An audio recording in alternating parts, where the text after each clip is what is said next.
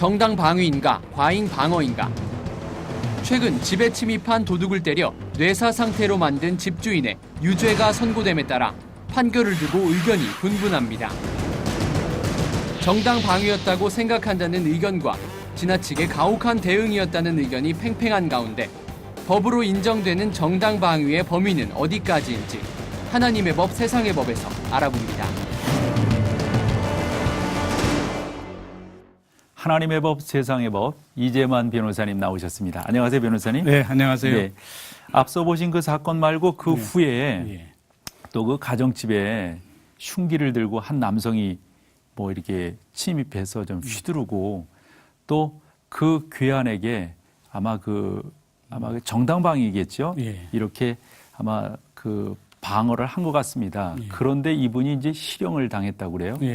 실형 받은 것에 대해서 좀 의견이 분분한 것 같습니다. 네, 그렇죠. 네. 그 괴한이 무단 침입해서 그 방어 행위로 흉기를 세 차례 휘두른 것은 결국 정당방위가 아니다 이렇게 판단이 났죠. 네. 검찰의 그 주장은 실제적으로 그 괴한이 결국 공격할 수 있는 그런 힘을 잃고 쓰러져 있는데도 계속해서 결국 상대를 공격했기 때문에 피 흘리면서 쓰러진 괴한을 에 대한 공격을 멈추지 않았기 때문에 정당방위로 볼 수 없다. 이렇게 이제 판단이 났고 법원에서도 그렇게 판단이 났죠. 근데 실제적으로 괴한이 침입했을 때 그때 상대방이 흉기를 갖고 있을지도 모른다는 생각을 하면 과연 상대가 쓰러져 있다고 하더라도 이 정도면 상대가 완전히 제압되겠지. 이 정도면 되겠구나라고 판단하기 쉽지 않을 거예요. 그러게 말이에요. 그러니까 본인은 너무 놀라서 살펴볼 수도 없고, 그렇죠. 확인하기도 그렇고. 그러니까 본인 너무 놀라서 계속 공격할 수밖에 없는 그런 상황이 있을 수도 있기 때문에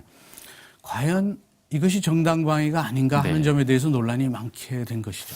정말 저 같은 사람이 생각하더라도 충분히 논란이 있을 것 같은데요. 그렇습니다. 그런 면에서 변호사님이 또 다른 사건과 좀 이렇게 합해서 좀 설명이 될 수 있을까요?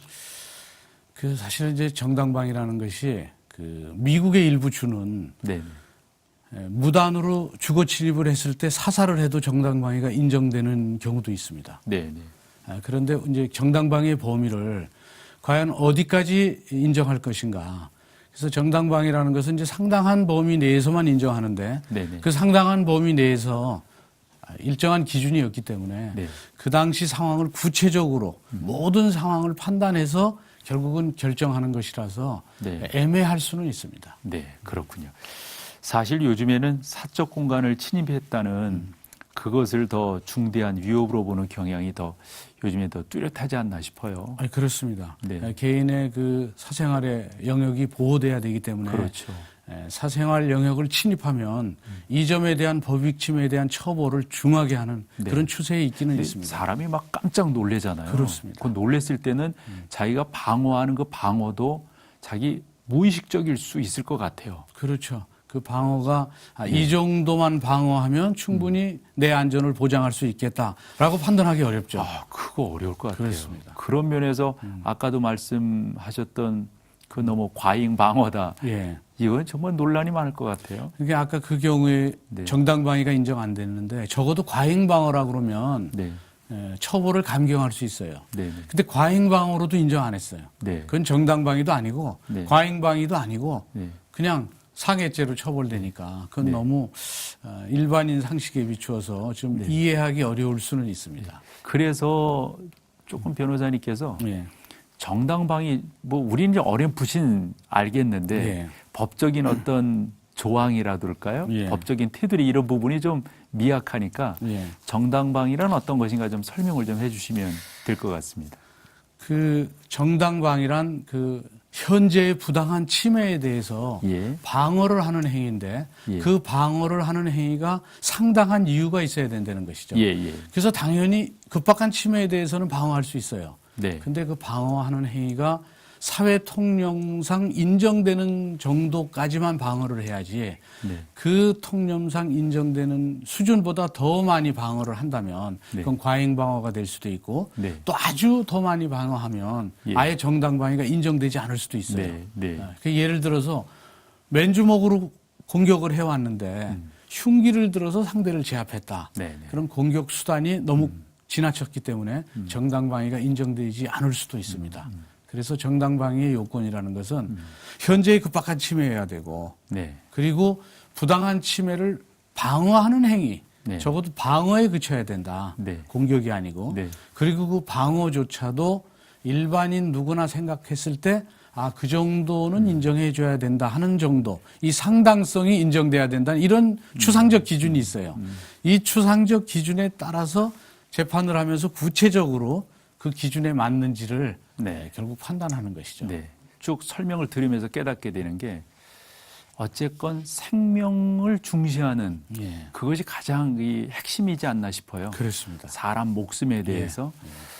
근데 저희는 이제 교회고 또 목사고 그러니까 예. 혹여 정당방위에 대한 내용들 중 교회에 대한 것은 없는가? 예. 애매했던 거 혹시 그런 이해 없으세요? 이제 교회에서의 뭐 정당방위 같은 거는 이제 교회 간에 분란이 있었을 때 그때 다른 또 그렇죠. 싸울 수 있고 그렇죠. 그 본당을 차지하기 위해서 들어오면 네, 막고. 그 당시 서로 방어 기준이 어디까지가 정당방위인가.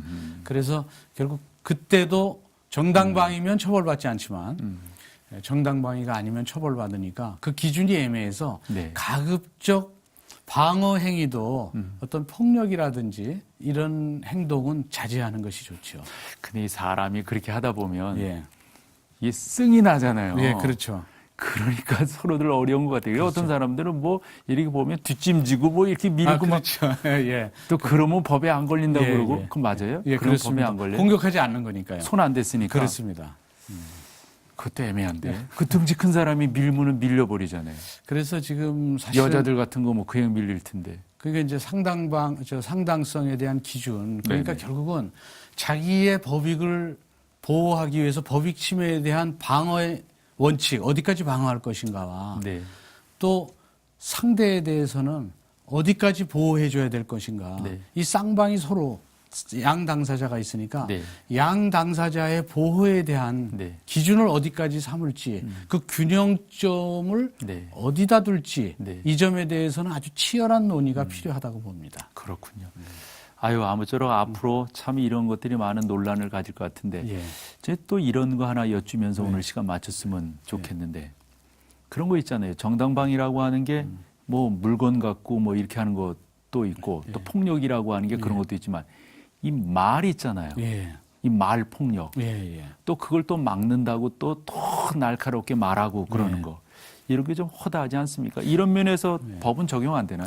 그러니까 결국은 이제 크리스찬 입장으로서는 네네. 이런 신체적인 그런 상처, 상대에게 주는 네. 그런 상처 외에 마음의 상처도 줄 수 있으니까 내 말이 마음의 상처를 주는 게 아닌가 네. 이걸 돌아봐야 되겠죠. 예. 그래서 지금은 자기에 대한 법익을 보호하는 것도 중요하지만 이 법익을 보호한다고 상대에 대한 또 권리나 보호 또는 상대에 대한 안전이 과도하게 침해되는 건 아닌지 그 점에 대해서도 또 돌아봐야 될 때라고 보는 것이죠. 말에 대한 것에 정당방위는 있어요? 이제 말이라는 것도 폭력이 됩니다. 그 말도 상대에 대해서 큰 소리를 질렀을 때 네. 상대가 깜짝 놀라면 네네. 그러면 그게 폭행이 되는 것이죠. 그것도 폭력이 됩니다. 그래서 그런 점에 대해서 그걸 방어하기 위한 게 상당성이 있으면 정당방위가 될 수는 있겠죠. 그렇지만 이제 말에 대한 폭력은 흔한 게 아니니까 네. 말에 대한 정당방위는 흔치 않은 사례입니다. 오늘도 귀한 말씀 감사합니다. 예, 네, 감사합니다. 고맙습니다. 예.